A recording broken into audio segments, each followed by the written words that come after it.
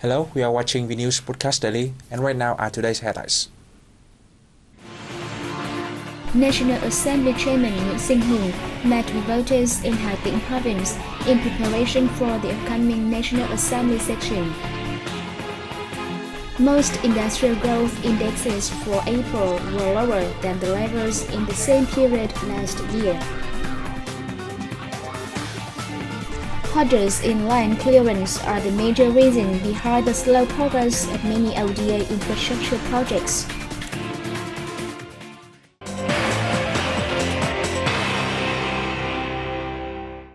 National Assembly Chairman Hình on May 2nd and 3rd met with voters in Hà province to hear their opinions on general education and vocational training. This is a regular activity of National Assembly deputies to prepare for the coming third sessions, scheduled to open on May 21st. Teachers in Đức Thọ district contributed many ideas to solve shortcomings in the educational sector in the country in general and the locality in particular. They suggested putting in place policies to encourage non-state educational establishments and improving the quality of teachers' training. Local voters also spoke on outstanding problems in vocational training. The National Assembly leader affirmed that education and training is a leading task of the party and state, as well as the national policy in national construction and development. He applauded the voters' straightforward opinions and pledged that the National Assembly will examine the shortcomings in order to seek suitable solutions.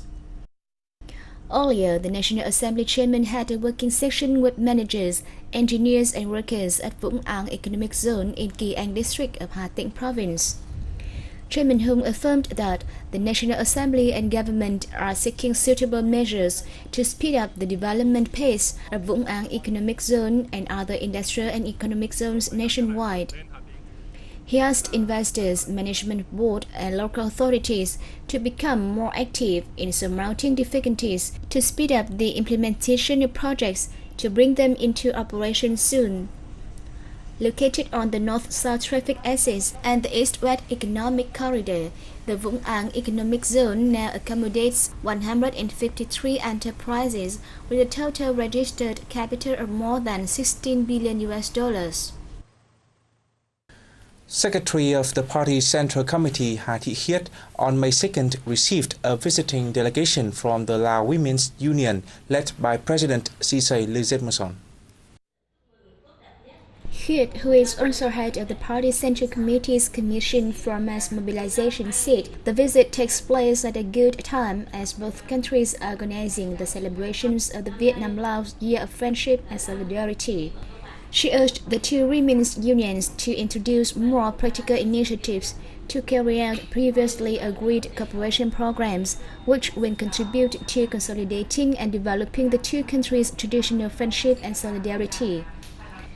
Sisay Lizedmason congratulated the Vietnamese people on their achievements during the renewal process, national construction and defense. She briefed Khiết about the results of cooperation between the two unions in the 2007-2010 period and the contents of the cooperation for the 2012-2017. She affirmed that the Lao Women's Union will closely coordinate with the Vietnam Women's Union in effectively implementing the 2012-2017 cooperative agreement, helping foster the Laos-Vietnam relationship.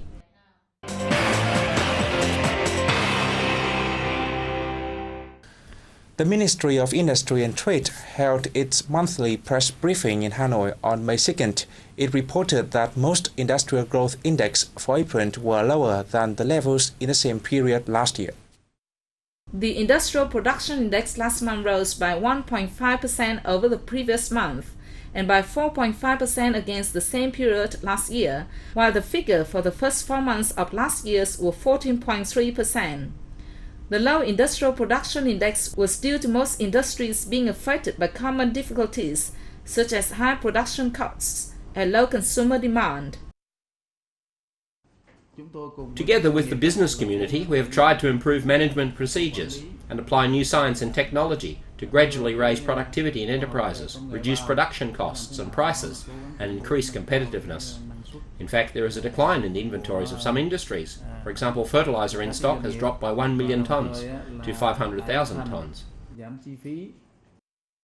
The ministry's report also shows that the country enjoyed a 22% increase in export turnover against the same period last year, reaching $33.4 billion in the first 4 months of 2012.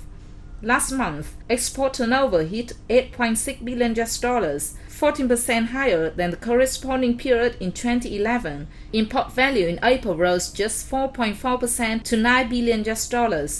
The ministry estimates that the trade deficit in the first 4 months of the year will hit $176 million, accounting for 0.5% of export turnover. By the end of 2011, foreign donors had committed nearly $77 billion in official development assistance (ODA) to Vietnam. However, only half of this amount has been disbursed so far, partially due to the slow progress of many projects. Hanoi's Nhật Tân Bridge and the two access roads to the bridge is one of the nation's key projects, using ODA from Japan. The bridge was scheduled to open before the 1000th anniversary of Thăng Long Hanoi to improve the city's transport network, together with Nội Bài International Airport Terminal T2 and the highway connecting the bridge to the airport. However, at present, the bridge remains uncompleted. We have worked hard with our Vietnamese partners to get the project moving, even in the most severe weather conditions. However, the 28 months delay in land clearance has led to not much being done, not to mention extra expenditure on the workers' and engineers' salaries. Hurdles in land clearance are the major reason behind the slow progress of ODA infrastructure projects, and the losses regarding investment capital are substantial. Vietnam receives more ODA from Japan than any other country. Many ODA projects in Vietnam are to do with infrastructure. Those projects that require large-scale land clearance and the relocation of many people usually suffer from very slow progress. Land clearance work requires cooperation from the local people.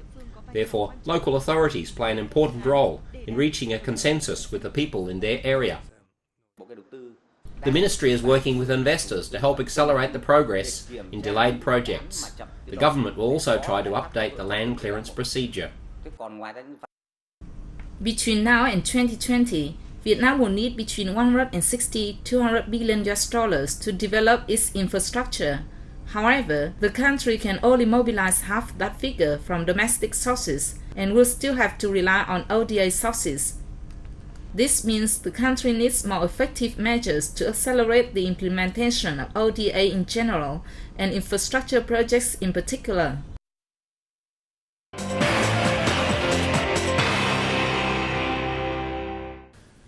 All musicians and journalists, both at home and abroad, are invited to take part in a national contest on Trường Sa, Sea and Island.